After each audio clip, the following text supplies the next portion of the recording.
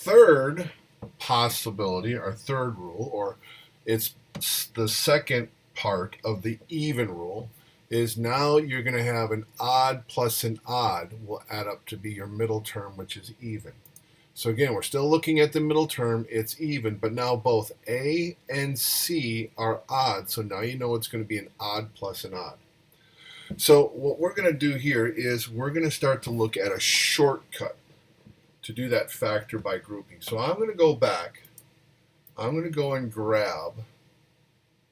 I took a screenshot of when we did the odd rule. And something I want to point out here is that when we did the factor by grouping, looking at these left two terms, once you took out the GCF, there is one of my binomial answers. And then if I look at when I switch the orders of the minus 8x to plus 15x, and I look at these left two terms and I take out the GCF, here's my other binomial answer. So I'm thinking, well, what if we did the following? We know we're always going to take out an x. So what if we grouped that leading term 10, call it 10x, and match it up with the 15? So I have 10x plus 15, and I take that 10x and match it up with the minus 8.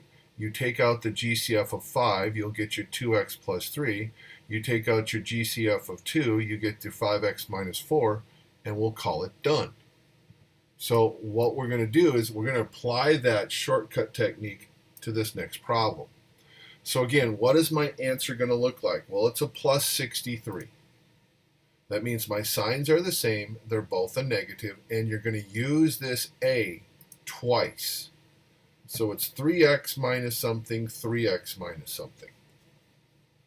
I still do my ABC rule of factoring. What two numbers multiply to be AC, which is 3 times 63, and they have to be add up to be B, which is going to be a negative 34. Well, they're both minus signs, so we don't have to worry about the signs anymore. All right. So they're both odd. Break down your 63, 3 times 3 times 7. And now we're going to have to write out our list like we did our odd rule. We'll have a 3 times something. And then the next biggest odd number will be a 7. 7 times something. And then let's multiply 2 3's together. That'll be 9 times something. And then let's see, a 7 times a 3, that'll be 21 times something. And then if we multiply, let's see, 3 times 3 times 3, that would give me 27 times something. And then multiplying 3 times 3 times 7 is 63, but that's already too big. It's not going to add up to be 34. So I'm going to leave that 63 off to the side. We're not going to worry about that one. Okay, so if well, here it is. Here, wait a minute. 3 and 63, I just had that. 3 by itself is going to give me a 63. Those will not add up to be a negative 34. Cover up the 7. 3 times 3 times 3 is 27.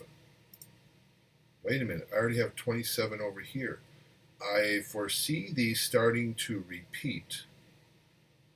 But 7 plus 27 is 34, so we'll make them both negative. These are my factors. But to make a point here, if I cover up 2 3's, I'm left with 3 times 7. That's 21. So notice now, as my individual small odds get to be bigger, the other odds go big to small, and sometimes they're going to meet somewhere in the middle. So you only have to make about half the list.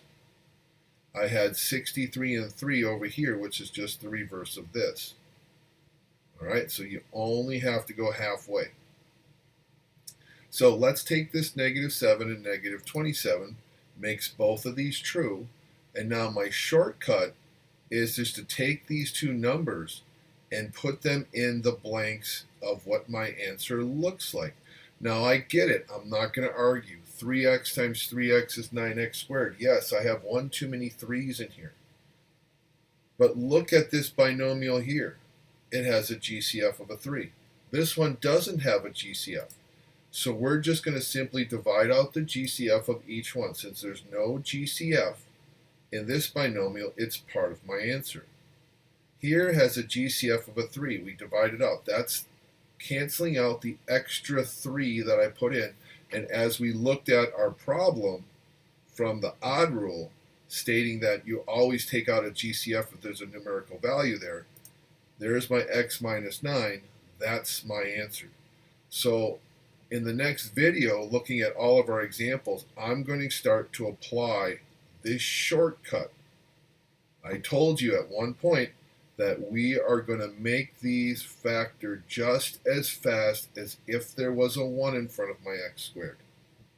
And the extra step we're going to do is taking out the extra GCF.